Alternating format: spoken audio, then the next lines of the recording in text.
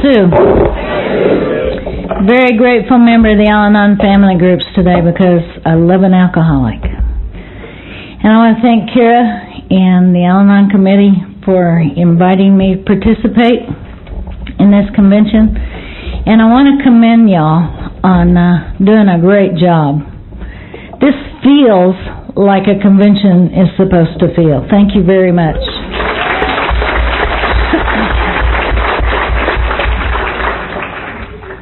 The neat part is it seems to me that the focus is back on the program and that fun is just a byproduct of this way of life. And it's one of the best conventions I've been to in Southern California in a long time.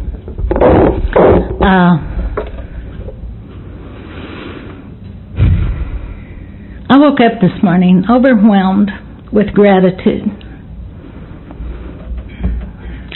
Number one, last night we got to hear a great speaker, John Kay. He's my husband's sponsor. And then my husband invited me to go with him and his sponsor to dinner. And God, for my husband to want me to do something like that with him was overwhelming to me. I love him so much, sober. And I don't ever forget that every sober day is a gift in our home. And then I thought about all of our friends, all the people that are here this weekend, because Keith and I absolutely did not have any friends when we got to this program. And the only word that I know how to use to explain it is abundance. We have an abundance of love and abundance of friends today because of this program. And without this program, it all goes away. It all goes away. And, didn't you guys enjoy John last night? Wasn't he dynamite? He is so funny. We were brand new in the program, and I heard him talking to my husband. And I heard him say, if you keep on drinking, you'll end up like me. And I quit right away.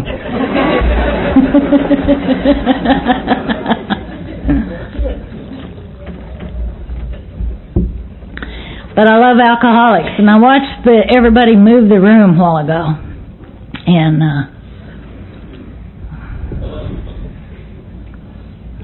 I don't think there's any greater love than one alcoholic for another. And I see it in rooms like this all the time. And it's a very special thing that I get to see, and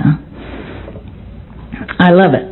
I love the loyalty that alcoholics have to each other and the compassion and love they have for each other. I love the loyalty and the compassion that Al-Anon has taught me to have with my husband. It wasn't always that way. It was kind of like I used to be very revengeful. And I was like this lady, she was going shopping, and she went in this hardware store, and there was this fuzzy thing laying on the counter. And she asked the guy in there, the clerk, what is that? He says, that's a burger. She says, you're kidding. He goes, no. She said, it's so cute, I want it. He said, no, it won't do anything that a woman tells it to do. She said, good, I want it. He said, no, lady, you don't understand. He said, watch. And he goes, burger, curtains. And it jumped up on the curtains, and it just ripped the curtains up. She goes, good, I want it. And he said, it won't do what you say. She said, try it. So she goes, burger, curtains. Just sit there. She goes, great, I want it. He said, no, why would you want it? He said, look, burger, carpet. And it gets down on the carpet and just disintegrates the carpet. He said, see there, it only does what men say. She goes, I want it. He said, why would you want that? She goes, you don't understand. My husband's a drunk, and he does not pay attention to me at all. And I'm going to go home, and I'm going to take that burger home, and I'm going to set it up on our coffee table. And he's going to look at me, and he's going to say, what is that? And she said, I'm going to say, it's a burger. And he's going to go, burger my ass.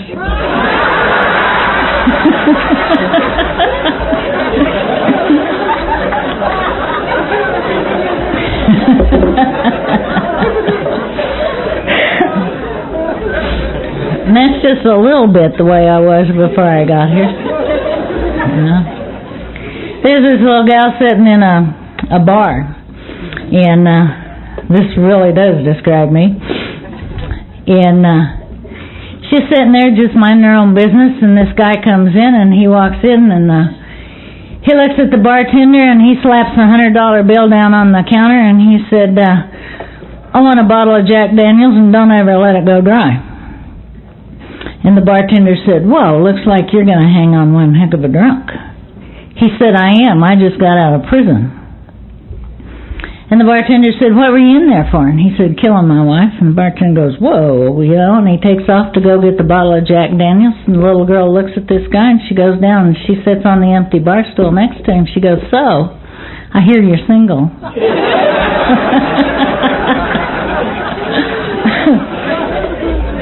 And that's what happened to me.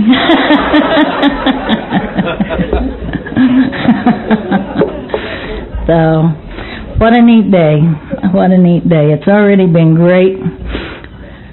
We had morning meditation in Chuck and Kathy's room this morning. Thank you for letting us use your room. We had about 50 ladies in there doing morning meditation together, and in the big book it says, ask friends to join you.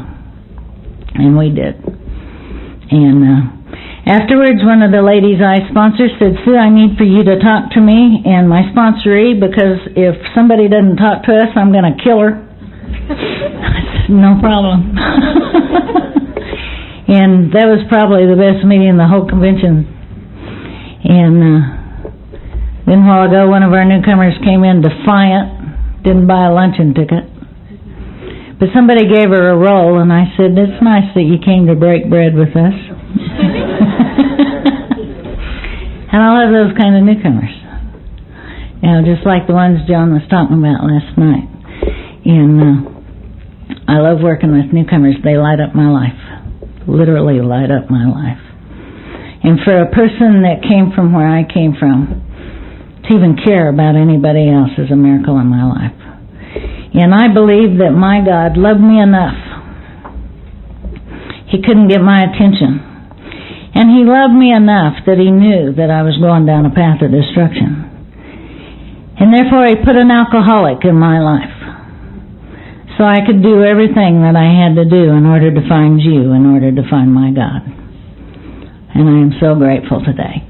And I believe that those of us that are lucky enough to make it to these rooms owe our God a tremendous debt of gratitude for giving us a second chance at this life and giving us the steps. I'll be so grateful to Alcoholics Anonymous for recognizing that the families of were just sick as the alcoholics.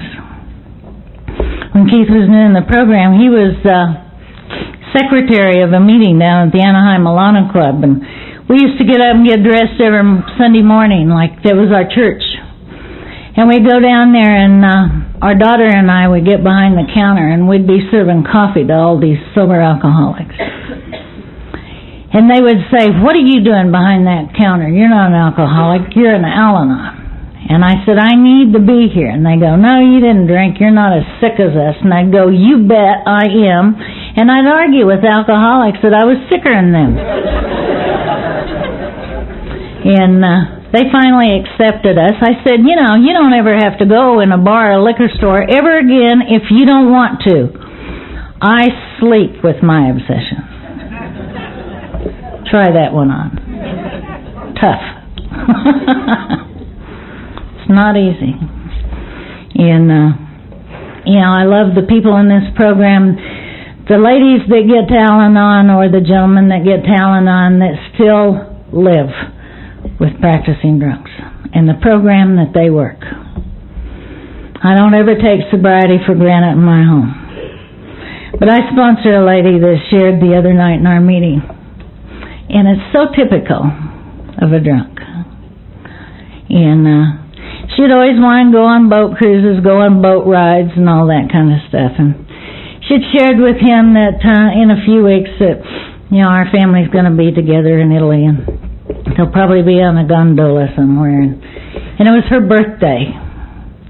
And her husband, when she got this program, was passed out on the floor in the living room floor, drunk. And so the other night she went home, and it was her birthday. He met her with a flower. He said, "Close your eyes. I want to show you something." And he took her out back to the swimming pool that they have that hadn't been cleaned forever. And he got in this little boat from somewhere. And he said, "Baby, you've always wanted to go on a boat ride." And he rode her around their swimming pool in that little boat. Yeah. Only a drunk can think of that. Only a drunk. Only somebody in their not right mind. But isn't it loving? Isn't it loving? I was told when I was in this program that if I would try to love with all the intensity that I used to hate with, that I'd be okay. And I am so grateful for strong sponsorship. And I've tried to do that the best of my ability. And because of that, in the big book of Alcoholics Anonymous, I can see the gifts in those kind of drunks today.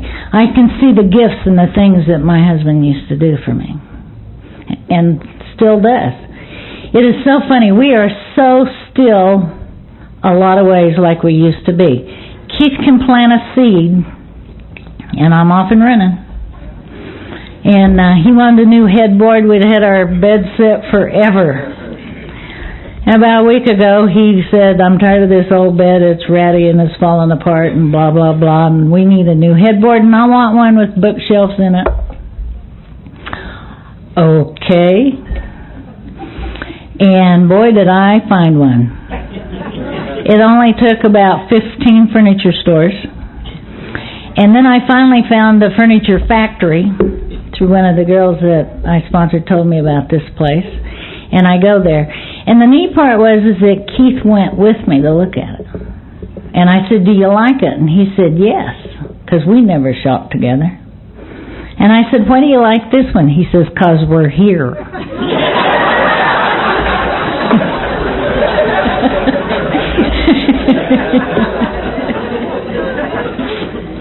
I mean, I can get as obsessed, and John talked about it last night, that thing's out to get us all the time. I can get just as obsessed with something like that as anything else. And so for a week I'd been obsessed with finding this headboard. And we get it, and they're delivering it that night, and all the arrangements are made, and I get home, and I take my messages off the phone. And there was a message from a lady that we've known about 10 years in this program. This lady's tried to work a program for as long as I've known her. But she has never been 100% in Al-Anon. She's tried other programs. She's still trying psychiatry, chemistry through better medicine, the whole bit. And she calls me all the time and leaves messages on my answering machine. And she's always up. And I took her message off, and she said, "God, Sue, I'm so excited. They," meaning social workers, "have finally found me a home for assisted living that I can go into. I don't have to live in my car anymore." And she's been living in her car for the last 4 months. And she said, "I'll have toiletry facilities and I won't have to wear diapers anymore because I'm homeless." And I said, "Thank you, God. Thank you, God, for bringing me right back to why I'm here and what's real and what's our purpose." I just spent a week obsessed with a headboard, and this lady's excited because she doesn't have to sleep in her car anymore. That's how easy we go. And God always knows how to get to me, to bring me right back where I'm supposed to be. And that's what this whole thing is about. It's about recognizing what we're dealing with. This is a deadly disease.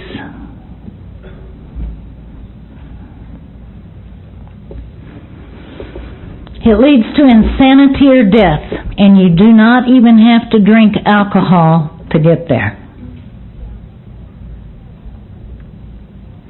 And that's why it's so hard sometimes with Al-Anons, because you can't smell them. And denial is so great. And what do you give up? What do you give up? It's very obvious with alcoholics. But the good news is that we have the disease of alcoholism, the AAs have the disease of alcoholism, and I believe that once the alcoholics give up the booze, you're an Al-Anon, just like me. Because then we have all of the issues to work on. Same ones. And thank God for Alcoholics Anonymous for giving us the 12 steps. When I started working this program, and my sponsor started me through the 12 steps of Alcoholics Anonymous, because you see, Al-Anon doesn't have them. AA gave us your steps. And I wondered why they left I am powerless over alcohol in the steps for the Al-Anons. I wasn't powerless over alcohol. I could take it or leave it. I didn't like it anyway. And I wouldn't drink if I didn't want to. So why did they leave that in there? And it says dash, our life is unmanageable. And I knew my life was unmanageable. I knew that I was a second-rate citizen. I knew that I didn't count. I knew that I was dumb and I was stupid. Because, you see, alcoholism had been telling me that for years. But how was I powerless over alcohol? And I love reading the big book of Alcoholics Anonymous. It is not Al-Anon conference-approved literature, and I know that. And I'm going to tell you something that a long-timer told me. If you're an Al-Anon, you don't have to read that book. You can stay sick if you want to. Because our Al-Anon literature tells us to learn everything we can about the disease of alcoholism. And what a better place to find it than the big book of Alcoholics Anonymous. And so in considering that step, I had to write a lot. And I like to write. And I like to go beyond. I don't want to be a surface. I don't want to be half measures. I was never half measures before I got here. And I don't want to be half measures with this program. And I want to know why about me. Not the alcoholic, me. I want to grow. I want to understand this thing. Where do I fit in this world? Where do I fit in this program? What is my responsibility? And I did my writing and I gave it to my sponsor and I'm giving it to my sponsor and the lights went on. Because I'd read that big book. I am powerless over alcohol because I tried to change what alcohol was doing to my husband. And I am powerless. And it made me insane. I didn't grow up in an alcoholic home, so what's a lady like me doing in a place like this? Because you were telling me that once you were attracted to the alcoholic personality, you would always be attracted to the alcoholic personality. And a lot of you have multiple marriages. Keith got me and he was stuck. It's divorce or dead. You got choices.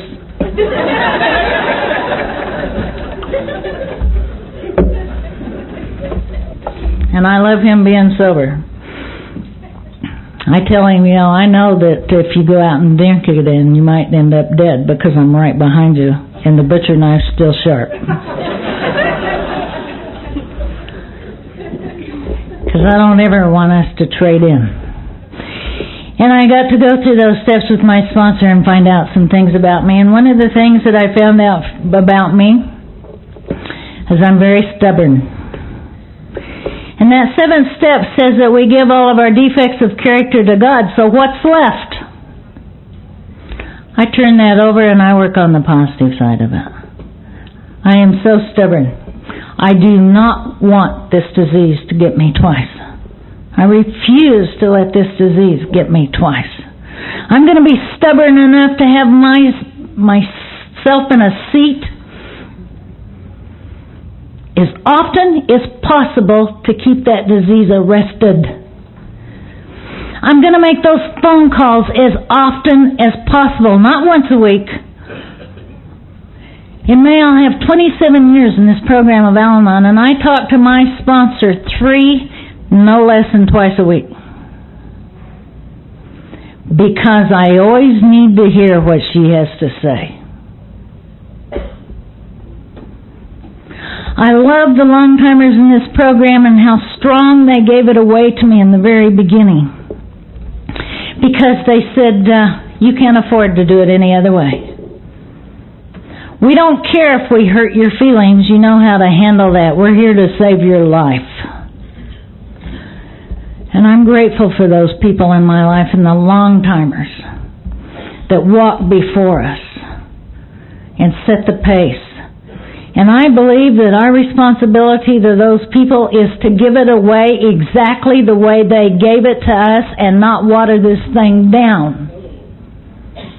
We have a tremendous responsibility to the new people walking in this door that this convention is not about karaoke. This convention is not about the dance.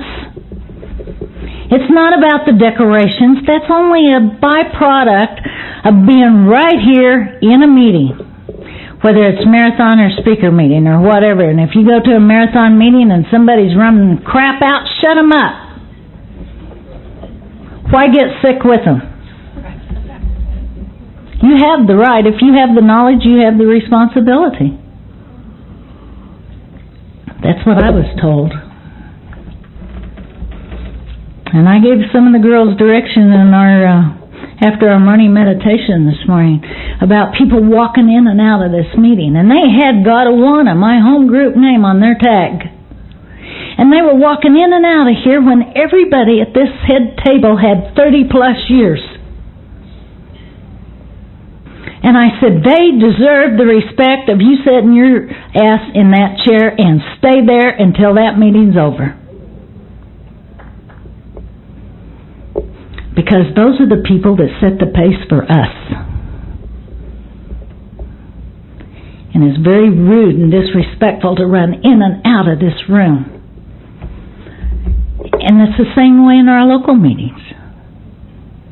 I was taught when I was new, you get to a meeting 30 minutes before the meeting so you can get your coffee and go to the bathroom and find your seat. And then you stay after the meeting 30 minutes so you can talk to other people and get to know people and meet people during the break. And I was told to sit down and shut up and listen. I got very strong direction when I was new. I had a lot of humbling experiences when I was new. It is not easy being a newcomer because everybody picks on you, huh, Brett? We think. And the neat part is that they're not picking on us when we're new. They're trying to teach us things that the disease of alcoholism took away. We all have the knowledge of being courteous, polite, respectful. But when alcoholism came into my life, that went out the window. You're on your own. I have no time for you. My focus is on him. And you get in my way and you die. Because that's alcoholism. And like I said, I didn't grow up in a home with alcoholism. Pretty normal home. We moved all over western Kansas, Oklahoma, in Texas Panhandle. And we lived in a trailer house, and my dad followed the oil rigs around. We was in the oil fields, and I was called oil field trash a lot. And I went to 5 and 6, 7 schools in 1 year and never felt like I belonged anywhere. And so if I wanted attention, I had to make it. Negative or positive, I didn't care. But if you got in my way, I'll let you know about it. Because I had to make my own. Nobody stood up for me or any of that kind of stuff. And When I was a teenager, 15 years old, my father passed away with cancer. And that left my mother and my younger brother at home together. My sister had already gotten married and had her family. And after a period of time, my mom started dating, and I resented her for that. She's been disloyal to my father. And I started rebelling, and I ended up in an unwed mother's home in San Antonio, Texas. And I stood there for a period of time, and I gave a child up for adoption. And today I'm very grateful that I did that, because at that age, no way was I ready, willing, or able to be responsible or be a parent. And I heard something in there I never heard again until I found you. God uses people to help other people. And she said that God had used me as an instrument to help some people have a child that they couldn't have. And I accepted that, and I went back home, and I didn't like running around with the kids that I'd run around with. They were boring. And my mom asked me one night if I wanted to go to this honky-tonk with her, and I said, you bet. And I get there, and oh my gosh, I'll never forget it. I walked in, and it's noisy, it's rowdy, people are fighting, the music is loud, people are cussing and smoking, and whoa, I'm home. I loved it. And I watched this cowboy move the room, and I thought he had a lot of courage to do the stuff he was doing. He was starting fights. And pretty soon he started to fight, and he came running past me, and he said, honey, let me know when the fight's over. And he took him to the woman's restroom. And I stood there like a good potential Al-Anon on duty. And when the fight was over, I said, okay, cowboy, you can come out. And he came out and he asked me for the last dance. And the last dance was usually a slow dance where you could rub up against each other and get ready to go home. But this was a fast dance, and it just kept getting faster and faster and faster, and we never missed a lick, and I loved it. I loved it. And as I look back, I know today that he did for me what nothing else had ever done for me. He got me in downtown in the fast lane right now. He did for me probably what alcohol does for alcoholics. But you see, he's my drug of choice. And he calls me up the next day and asks me out on a date. And my mom said, no, you're not going with him. He's in trouble all the time. He's been married before, and he's older than you. And I said, I don't care. And he came to pick me up, and we walk outside, and there's no car. And I said, now wait a minute, my dates pick me up in cars. He said, you don't understand, I've lost my driver's license forever, and I totaled my car. And I go, no problem, I got a car. And I took him to the drive-in movie. I knew exactly where to go and what to do. You sit there and you kiss and smooch and steam up the windows. And I looked over at Keith, and we're watching the movie, and I'm going, whoa, this must be what it's like to be with a more mature man. I looked over at him, and he's got a six-pack of beer sitting between his legs. He's more interested in than me. And that set up that obsession. I want to be number one in that man's life. And that about killed me for the next 15 years, trying to be number one in that man's life. We started dating, and there's times he wouldn't show up. And I'd think, he doesn't know who he's talking to, the self-righteousness that came up in me. And I got to tell him, and I got to let him know he can't treat me this way.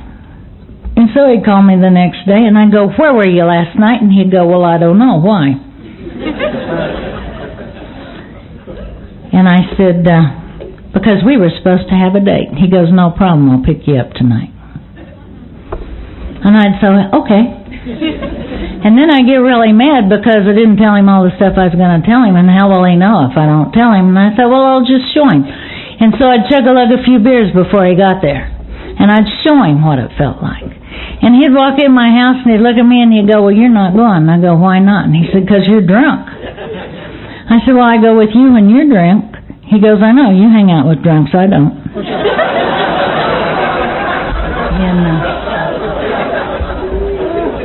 And we did stuff like that all the time. We used to go across the Oklahoma Panhandle into Kansas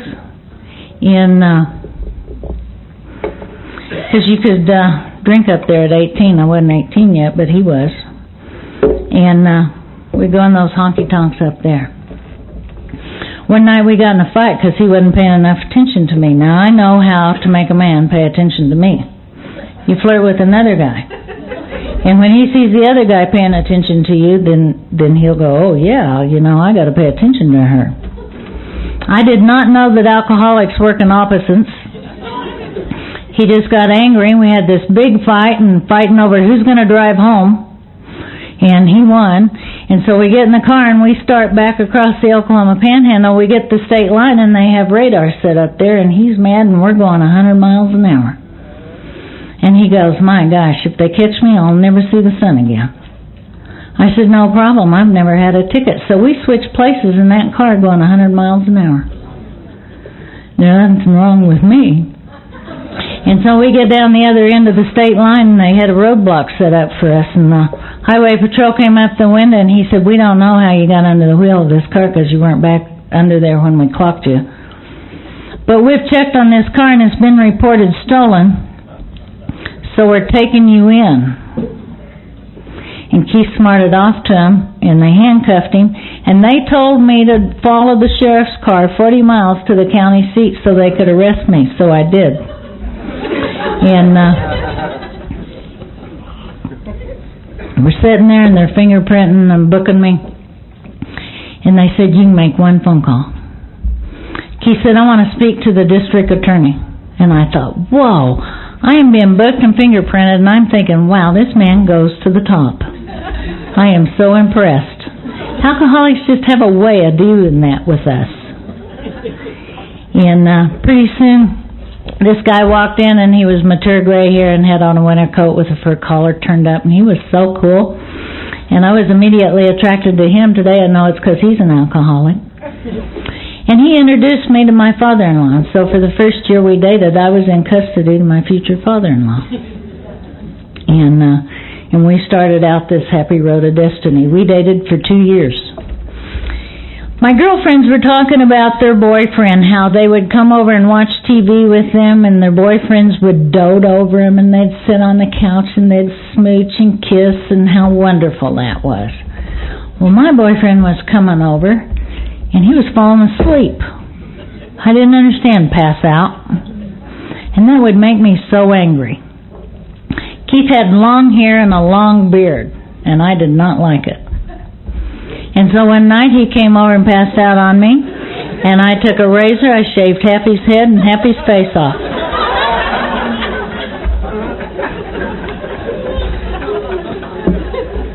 He came back the next night and he looked the same.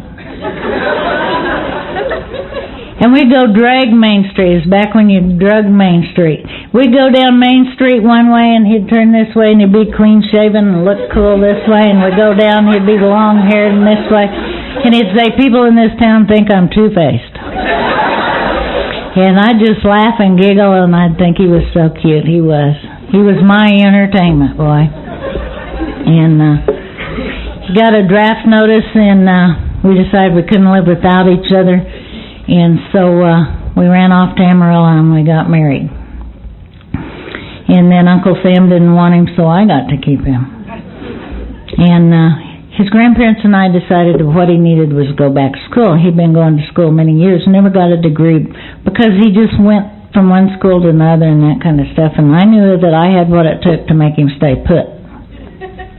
And so we moved to Stillwater, Oklahoma, and Keith enrolled in college again. And shortly after that, we had our little girl, Simone. And I remember when they handed me that baby, thinking, thank God she's a girl. Because you see, Keith was a drunk, his dad was a drunk, and his granddad was the town drunk. I knew if we had a boy, he would carry on the family tradition. I did not know that alcoholism doesn't care what sex, color, race, or creed you are. It will take you to the gates of insanity and hell, and you don't even have to drink booze to get there. And we stayed in that town, and many times Keith would come home. He'd say, Sue, I just need to go out and have 2 beers. Because after a while I started working. These folks were paying for his schooling, and I was working, and I was paying for rent and buying the groceries, and Keith was just going to school. Which was enough. He said, this is too humbling for me. I just need to go out and have 2 beers. And I'd say, but you always get in trouble when you do that. And he'd say, I won't this time, I promise. And he'd go out and the doorbell would ring after a few hours and I'd go to the door and there'd be Keith and a cop. And they'd say, if you'll keep him here this time, we won't arrest him. And so it's like everybody was giving him to me. It's like he was my responsibility. And I started taking that responsibility very seriously. And we stayed there for 4 years so Keith could get a 2-year degree, typical alcoholic. And I took all the credit. Because you see, alcoholism had started telling me that I was nobody, that I didn't count, that I was stupid. And the alcoholism in me started believing it. And he came home one day and said, babe, I want to move to California. And I said, no, I'm not moving to California. It's too wild and crazy out there. I will never raise children in California. He said, babe, you do not understand. We have been going to these honky-tonks. You've been drinking out of paper sacks. You've been getting in fights. I mean, I got in fights in those bars, too. I mean, I would go to the bathroom. We'd be dancing, and I'd say, I got to go to the ladies' room. You go sit in that booth and stay there. Don't fight. It's dumb. And I don't want to catch you fighting when I come out. And he'd go, okay. And I come out of the restroom. There's a big fight going on in the middle of the dance floor. And I go, darn him. I'd push my way through all those guys, and I'd get right in the middle. Somebody'd sock me in the face, and I'd fall down on the floor, and they're picking me up, and they're going, where did she come from? And I'd look over, and Keith be sitting in the booth. Now, you never know. You can never predict an alcoholic. Yeah. A girl flirts with my man. There was this gal one time, she was flirting with Keith, and boy, she really upset me. You don't bother my man. Her and I got in a fight, and I threw her through a plate glass window, cut half of her face off. About 6 weeks later, she came back and said, look what you did to me. They had to take skin off my hip to put my face back together. No compassion, no caring, nothing. I said, wow, you got a new name. Your new name's Buttface. And that's what everybody started calling her after that, you know. And it's like, you don't mess with me or mine. I'm so grateful that Al-Anon teaches us release. I do not own another human being. And you see the thing about that I understand and that people, long-timers in this program, have taught me. Elsa Chamberlain used to tell a story about the little bird in the hand. And she said, if a bird flies in your hand and you close it like this, it will suffocate and it will surely die. But if you love it with an open hand, it will fly away, and if it's meant to be, it will come back. And you see, I was the one that I was suffocating. And it's negative, and it pushes people away. It makes them hate me as much as I hate him. I didn't understand those things. I thought I was helping. I thought I was fixing. I didn't have a clue that you can't fix alcoholism. We moved to California, and the disease progressed, and it got worse. And I don't ever want to forget that. Keith would go out and he'd come home and I'd be right at the door. Don't you ever do that again to us. And I'd be yapping and yelling and screaming and shaking the finger and all of that kind of stuff, and he'd say, Sue, get out of my face. And I'd take one step closer and I'd just be letting him have it, and he'd say, Sue, if you don't get out of my face, I'm going to hit you. And I'd take one step closer and he'd hit me, and the knockdown drag-out fight was on. And we'd fight until the last man could stand. Because you see, I had to prove that I was right. My God, that almost killed me. When we got this program, our daughter went to Alateen. And when her and I'd start fussing, she'd say, you're right, Mom, you're right first. God, I hated that. But it was the principle. And she was letting me know in her own way with program But I'm not always right. Today I know I'm not always right. But with the disease and being so insane and caught up in the insanity, I know there's one more thing I can do. Go on scavenger hunts, throw out the bottles, bust them, fill them up with water. He got drunk on water a lot. All that stuff.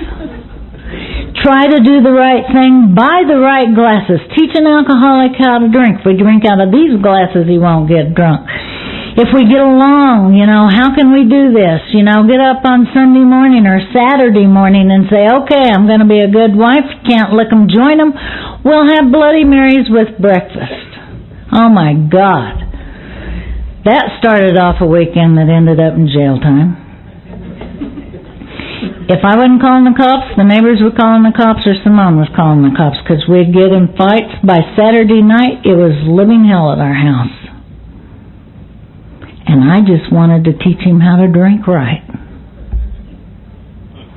And we fought with guns and knives all the time. One time I was having a fight with a gun, and I didn't get to my butcher knife in time, and I just had the holster. And I was beating the heck out of Keith with this holster. And he went out in the garage, and I'm following him out there, and I'm banging him with this holster, and the neighbors had called the cops. And they drive up to our house, and they go, where's the gun? I said, I don't know. He's got the gun. And they go, no, all of the commotion that's going on here, you have the holster. And I said, no, this is my weapon. And they go, yeah, right. So I had to give them a demo. And they put the handcuffs on me. God, unreal. Send him to jail and go write hot checks to bail him out of jail. That's sane. But it was the only time that I could ever get any sleep was when he was in jail. The only time. Keith in from Texas fought with a gun all the time, and it's like, you don't do that to me, I'll show you. And I picked up a butcher knife, and I started fighting back with that butcher knife. Many, many times having to fight with that gun and knife. He'd put that gun right on the end of my nose. He'd say, Sue, if you don't shut up, I'm going to shoot you. And I'd stick my knife right in his stomach, and I'd say, you go first. He'd go, what do you mean you go first? If I shoot you, you're dead. And I said, I know, but when the bullet hits me, it'll make me go backwards, and the momentum will make the knife go forwards, and we'll both die at the same time, so go for it. And he'd look at me and he'd go, you're crazy. And I was. Yeah. We had a big fight one night, and I fell down, and I was always going to get a divorce. And I got the whole side of my face kicked in, and I went to work that day, and everybody says, does your husband beat you? And I said, no, if he ever laid a hand on me, I'd leave him. Because you see, the denial of the disease, if I admit it out loud, I got to do something about it, and I have no answers. So I got to deny it, and I got to make up a lie, and then I got to make up another lie, and then I got to make up another lie. And some of them were so good I believed them myself. And so this time at noon, I went across the hall to this attorney, and he looked at me and he said, my gosh, Sue, what happened to you? And for the first time, I said, Keith and I had a fight. He said, does it beat you like this all the time? And I said, no, only when he drinks. He hadn't seen Keith yet. He said, do you think he's an alcoholic? And I said, I don't know what one is. He said, that's somebody that can't stop drinking. And then he said the magic words to me. Because you see, I thought if Keith just loved us enough, he could quit drinking. It doesn't have anything to do with love. You see, I've read the big book of Alcoholics Anonymous, and I know that's an obsession of the mind. And I know that it's a physical craving. And I need to know those things because I'm not an alcoholic. I need to understand that the first drink gets him drunk. That's why I don't ever want to be a bad example of having booze in my home with a sober alcoholic living there. I don't ever want to be my husband's excuse for picking up a drink ever again. I stopped drinking when we were doing this program because it's not supporting sobriety. And I don't sponsor anybody that does. Would you go up to a kid that had sugar diabetes and look a sucker in front of him? I don't think so. I believe in support and sobriety. So anyway, when that attorney told me, if you love him, why don't you take him to Alcoholics Anonymous? And I said, what is that? And he said, that's a place where people go to quit drinking. Oh my God, I had an answer. I loved it. So I went home that night after work, and Keith was laying on the couch, and I get my butcher knife, and I go over and I jab him, and I said, get up. He said, what for? I said, you're going to go to an Alcoholics Anonymous meeting. He said, I don't think so. I said, yeah, I think you are. And he told me before then, he said that he had called a man in AA, because I told him I'd been to the attorney, and the attorney had told me about that, and he said, I talked to a man in AA today, and he told me, well, there's a meeting just right down here from our house. See, I wanted to believe he loved us enough. I didn't know he'd been to court that day and was on a court card. I wanted to think it was us. It was me. Me.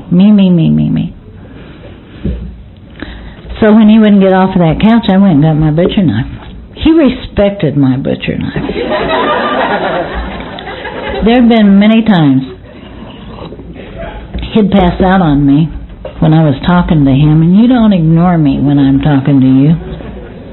And I'd take that butcher knife and I'd just stab him all over his back, saying, God, please let me do away with this. I didn't know that this that I was talking about was the disease of alcoholism.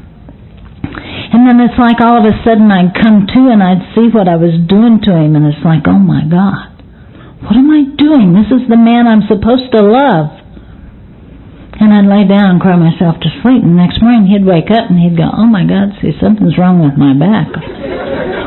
And I'd say, well, let me see. And he'd turn around, I'd peel his t-shirt up, and I'd say, you've been drinking all that rot gut whiskey, you've broken out with acne of the back. But I'll fix it, honey. Let me get the rubbing alcohol. And I loved it. So that night when he was on the couch and I took my butcher knife and said, you're going to AA, he got up. And so he showed me where that meeting was. And when we got over there, there's a big AA sign out in the front. I said, what time's this meeting over? He said, 10 o'clock. I said, I'll tell you something, dude. You come out of that door before 10 o'clock, I'll gut you. Now, when I got Al-Anon, you told me I couldn't keep a drunk sober, but I did for 4 months sitting in that parking lot every Monday night with my butcher knife. The sad part was, there was an Al-Anon meeting in that church at the exact same time. But you see, I hadn't gotten to the want to, and I hadn't hit a bottom. And I believe that every Al-Anon has to hit a bottom, just like every alcoholic.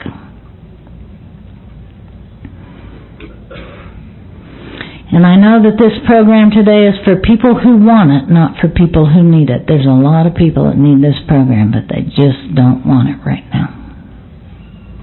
And I had to get to the want to. Keith was in and out of Alcoholics Anonymous for the next 4 years, and it was total living hell in our home.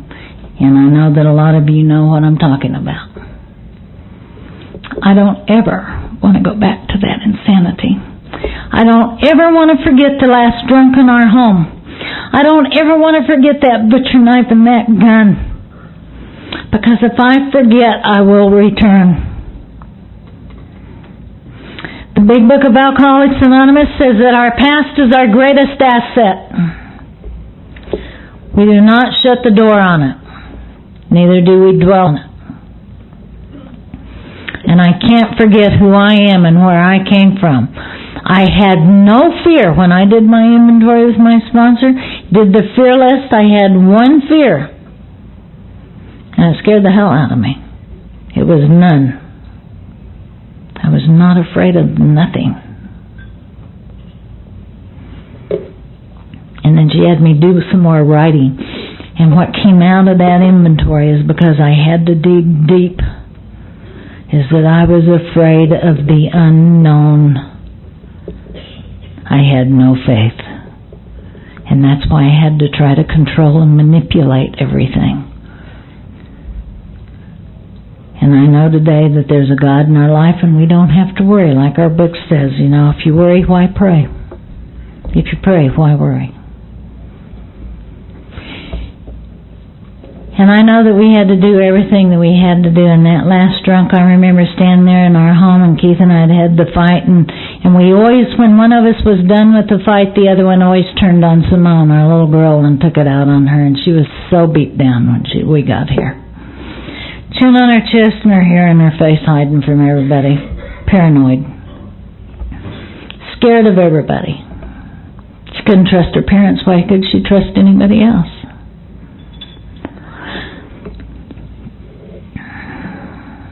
I remember standing there looking at Keith and thinking, I don't love him anymore. But I don't hate him either. I just felt numb.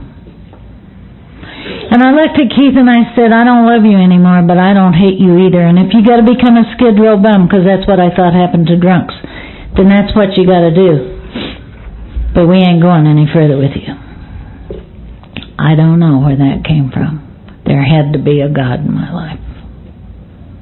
But I know that we have to go as far as we have to go, and we got to do whatever we got to do in order to get desperate enough to say the two magic words that still work in my life today. Help me. Magic words. The answer to every problem we have. And Simone and I left that house for the last time. We stayed gone for 4 days. I do not remember what happened in those 4 days. Simone begged me to take her back home and get stuff for school.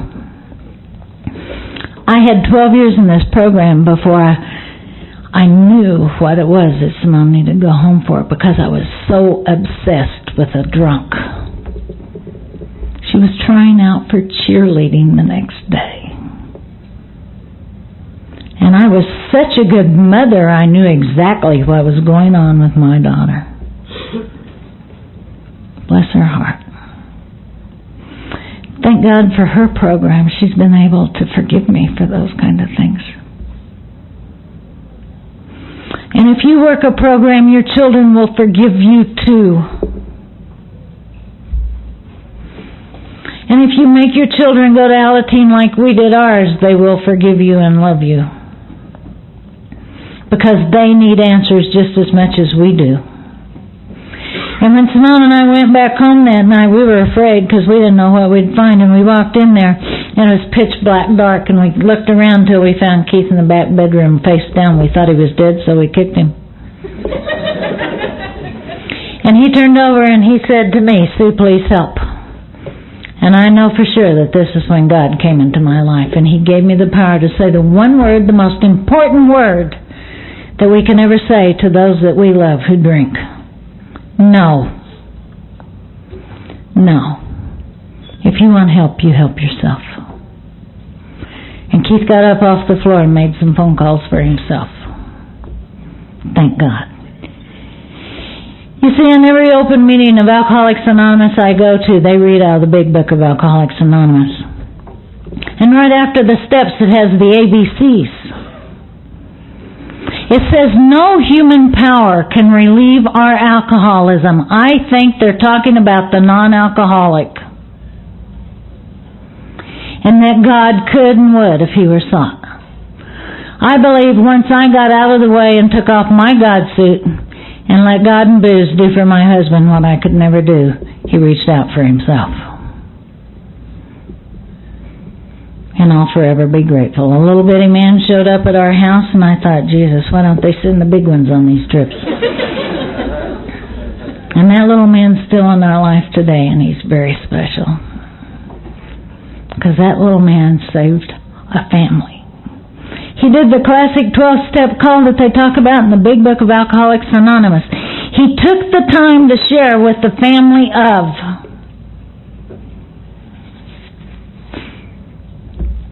And he asked me to go with him to take Keith to a detox, and I did, and Keith checked himself in, and he took me back home. And he sat in the driveway with me, And he said, I've seen Keith around AA for a while, but something's happened to him. I can see it in his eyes. And I think he wants this thing this time, but he'll never make it coming home to an old idea, and you're an old idea. And today I can say I've seen it happen many times. That a sober alcoholic living in an environment that they used to drink in will end up drunk again, or they will have to leave to maintain their sobriety. There has to be the family support. That's why Al-Anon is called Al-Anon Family Groups, because it includes Alateen. It includes the families of alcoholics. And he went in the house and he told Simone if she loved her daddy that she would go to a program called Alateen, and she did. She hated us for 1.5 years because we made her go. She didn't want to go. She didn't like going. And my sponsor said, she hates you already. Let her hate you for something positive. Why would you be so selfish as to not give your child the answers that you have found here yourself? They work the same 12 steps too. And they can relate one-on-one like you relate one-on-one with an Al-Anon, or alcoholics relate one-on-one. We can't help our kids, only our kids can help each other. That's why I thought it was so cool this morning that the Alateens took a group conscience to have a closed meeting and get their parents out of there. Good for you guys. You have your own program. Fix yourselves. Your moms will ruin you.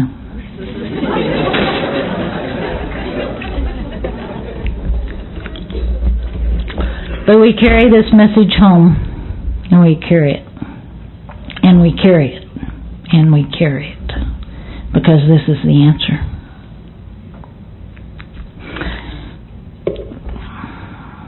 All the amends have been made in our home because we've all applied the steps.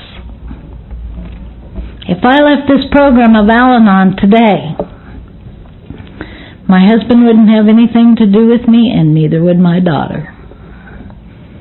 And I would never see my granddaughter again. She has told us that. Keith has told me that. By the same token, if Keith ever drank again, I'd be out of there in a heartbeat, because I cannot imagine, as violent and mean as either one of us was over 26 years ago, what we would be like today if we returned to that insanity. I would not want to stick around to find out.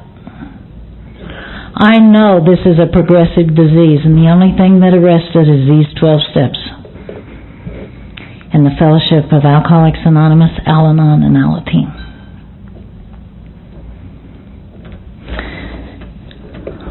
I'm of service in any way I can be. I am of service because I have a tremendous debt. We're beginning to, we're going to have a miracle kind of thing in our life in a few weeks. Years ago, our daughter moved to Italy to become a model, and she very instrumental in doing a lot of things for Al-Anon over in Italy, and helping Alcoholics Anonymous translate literature and all kinds of stuff. One night, years ago, she couldn't find an alcoholic in her area to take a 12-step call. And this lady that she sponsors and her husband was reaching out. And I laid in bed beside my husband, and I heard my husband tell my daughter what to say to this guy. She was translating. Keith would talk on the phone to this guy, and then Simone would translate what he was saying. Because she knew her dad would not resist a 12-step call. That's how much she loves us today. We are a family because of the 12 steps of this program. Because we've applied them to our lives. We live them. We don't just read them. We don't just talk about them. We live them. And because of that, we have a family today. And And because of that, on the 31st of this month, we are going to Italy. And we are going to go over there to experience AA and Al-Anon and Alateen that our daughter helped initiate over there. A byproduct of that is that we get to enjoy our granddaughter. We get to meet our in-laws. Now, I've been over there twice before. I got to go over there. Simone started a women's conference. She asked her mother to share. Then I got to go over there and be a mother when my daughter had our granddaughter. Keith's never been.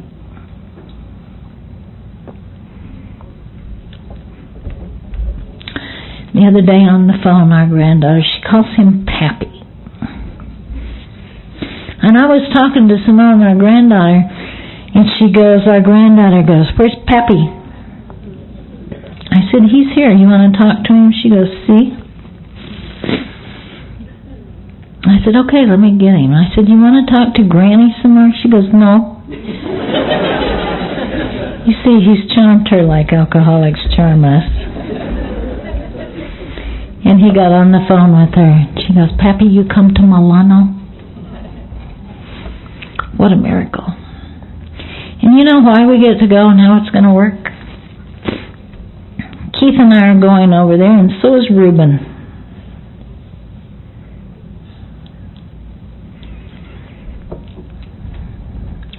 Reuben's going with us because Keith doesn't want to be alone with two Al-Anons over there.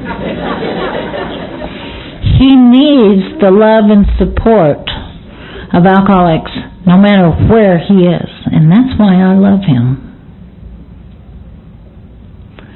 He'll be there with alcoholics in Italy, but he won't be able to understand most of what they say. And he wants an alcoholic there that he can communicate with, and Reuben volunteered to go. Now you might say that's kind of weak, but I'm excited as hell about it, because you see, my husband knows how to protect his sobriety and how to take care of it. And I don't resent it. And they were saying the other day, Reuben said, "Should I get a rent car?" And Keith said, "Well, no, we're not getting one because it's too wild and crazy to drive over there. And you might get tired of the family thing with us and Simone and her in-laws and stuff, and you might want to go somewhere." Reuben goes, "No, I don't think so." And Keith said, "Has it ever dawned on you we might get tired of you?" And because it's another alcoholic, we can be open and honest with each other. Yeah. That's love. That's not rejection. That's love. Honesty is love. When I got to this program, I was brutally honest. Brutally honest. And my sponsor told me I had to soften up. That love without truth is brutality.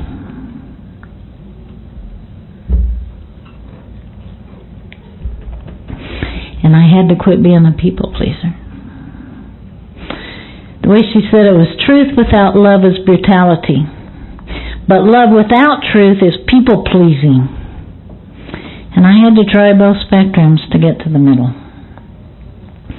Today I try not to be brutal, and I sure don't like to people please. I am not a people pleaser. I tried to do that one time with people I sponsor, and I wanted to kill them. And this program has saved our family's life. I think it's saved your life, or you wouldn't be here. I think you want what I want. I want hope. I want love. I want strength to stand up and be somebody. It doesn't matter who knows that but me. When I look in that mirror, I want somebody looking back at me that loves me. She was never there for me before. This is a we program. We can't do it alone. I need every one of you. I need every one of you. It's just like the other night after we got the bed set up and all that stuff, and it's set up I started cleaning after I've had to get that new headboard in. It looked like 100 people had died under our bed because we hadn't moved our bed in so long. You get a new headboard, you vacuum and clean it out, and it's set up. I wanted to clean. I wanted to get rid of a lot of the clutter. And one of the girls I sponsored came over at the house, and I'd thrown out about 4 of those big black trash bags just of clutter stuff. And this sponsor of mine, she's helped me clean and stuff, and she's cleaned around all that clutter and stuff. She's going, "Oh, Sue, you've worked so hard. You know, it looks so good. Oh my gosh, you've needed to do this for a long time. I'm so proud of you." And she looked at me and she goes, "I am so proud of you. You've worked so hard." And she gave me a hug, and we started laughing. Because I'd asked Keith all day, "What do you think? How does the house look?" And he goes, "I like our new bed." She knew I needed the validation. And it dawned on her, she gave me a hug, the pats on the back, "Oh, you're a good girl," you know. And we started laughing because only another Al-Anon understands me. And that's the magic of this program. God uses people to help other people. There was a little boy one night laying in bed, and there was a thunder and hailstorm going on outside. And he got scared, and he ran in and got bed with his mom and dad. And he's laying there shivering, and his daddy cuddled him up, and he goes, "Son, what's wrong with you?" And this little boy said, "Dad, I was afraid in there. I was all alone, and it's thunder and lightning and hailing outside, and I was in there by myself, and I was all alone." And his daddy looked at him, cuddled him up more, and he said, "You weren't in there alone, son. You didn't need to be afraid. You weren't alone. God was in there with you." And the little boy looked at his daddy, and he said, "I know, Daddy, but I need something with skin on it right now." And see, that's what you are to me. You're my God with skin on it. Because God uses you to talk to me. He uses my sponsor on a regular basis to get to me, to give me the answer. The long-timers. God uses the long-timers to set the pace for us. My gosh, those long-timers that were up here last night, that lady said she was with her husband. She said her husband was an Al-Anon, and he drank for 20 years into her sobriety. Wasn't my kind of Al-Anon. You see, I understand today that an Al-Anon is not just somebody that's married to an alcoholic. An Al-Anon is somebody that comes in this program, gets a sponsor, goes to meetings, and practices the 12 steps in their life. And sponsors others, passes it on. That's an Al-Anon. But it was so neat, that lady said, I had to choose, am I going to drink with him and stay with him, or I'm going to choose my recovery? And she said, we went home and he moved out. And I wanted to go, yes! She put her sobriety first because the other person there wasn't supporting her. That's what I want to be. I want to be there every time my husband says, do you think this is a good idea? And I can say, yeah, let's go for it, babe. Or I can go, not in our home. I think we have a tremendous responsibility that those who live with sober alcoholics do not co-sign your stuff all the time. I think it is my responsibility to pay attention to my husband. He got eye surgery the other day. They offered Valium. I don't think so. And he didn't want it. I don't support that.